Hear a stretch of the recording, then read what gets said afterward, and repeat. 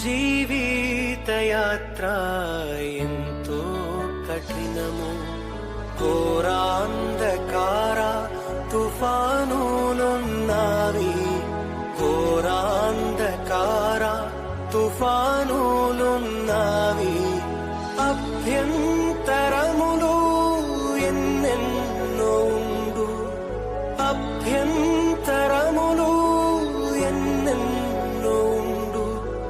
కాయువారెవరు, రక్షించేదెవరు? Praise the lord. హల్లెలూయా.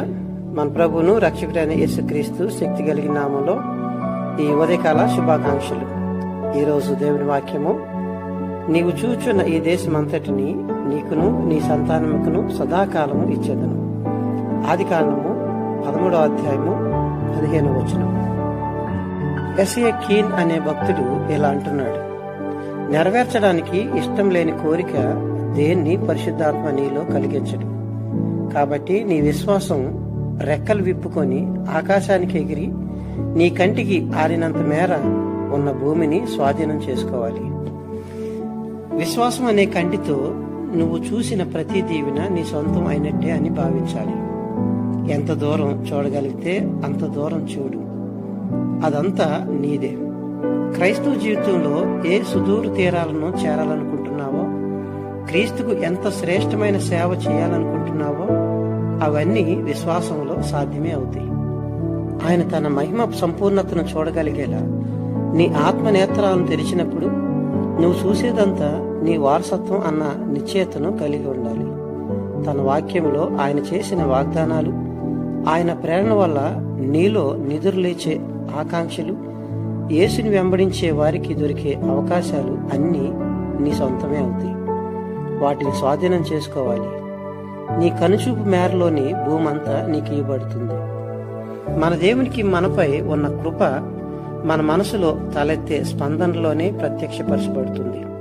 ఉదాహరణకి చూడండి, చలికాలం ముంచుకు వచ్చినప్పుడు ఎక్కడో ఉన్న పక్షి వెచ్చదనం, సూర్యరశ్మి కోసం ఖండాలు, సముద్రాలు దాటి దక్షిణ ప్రాంతానికి వలసపోవాలన్న జ్ఞానాన్ని దేవుడు వాటి అల్పమైన మనసులో ఉంచుతున్నాడు.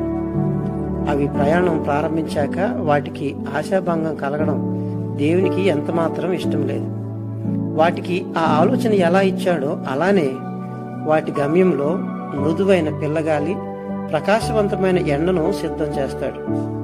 క్రేన్ అనే పక్షులు రష్యాలోని సిబీరియాలో మంచు చలిగాలులు ప్రారంభం కాగానే దాదాపు 10,000 కిలోమీటర్లు ప్రయాణించి భారతదేశంలోని కొల్లేరు అనే ప్రాంతానికి వలస వస్తాయి.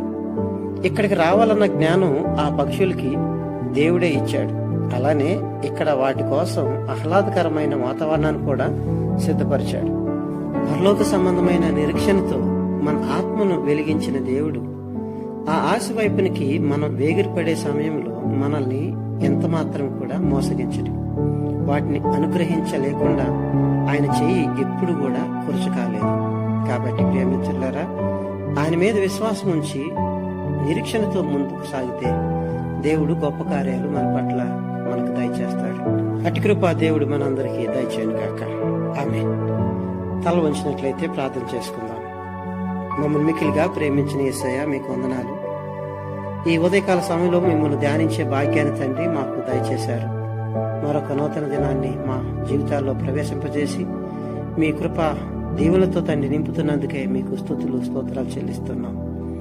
అయ్యా తండ్రి, ఈ చిన్న పక్షులు, కొంగలు 10,000 కిలోమీటర్ల తండ్రి ప్రయాణించి భారతదేశానికి వచ్చి అయ్యా ఇక్కడ సుఖంగా జీవించి మరలా తిరిగి వెళ్ళగలిగే జ్ఞానాన్ని ప్రభా వాటికి ఇచ్చారు.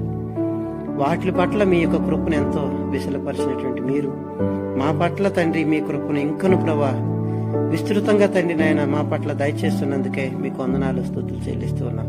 ఎందుకంటే ఆకాశ పక్షుల కంటే మేము ఎంతైనా మిన్నని మీ వాక్యం ద్వారా మేము తెలుసుకోగలుగుతున్నాం. కాబట్టి తండ్రి, ఈ రోజంతా కూడా తండ్రి మీ దేవుని ఆశీర్వాదాలతో మమ్మల్ని నింపి నడిపించమని మిమ్మల్ని వేడుకుంటున్నాం.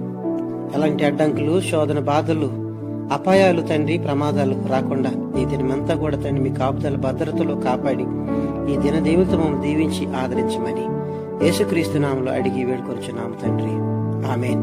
ప్రభు మనందరినీ బాగా దీవించును గాక. మీ గాడ్ బ్లెస్ యు ఆల్.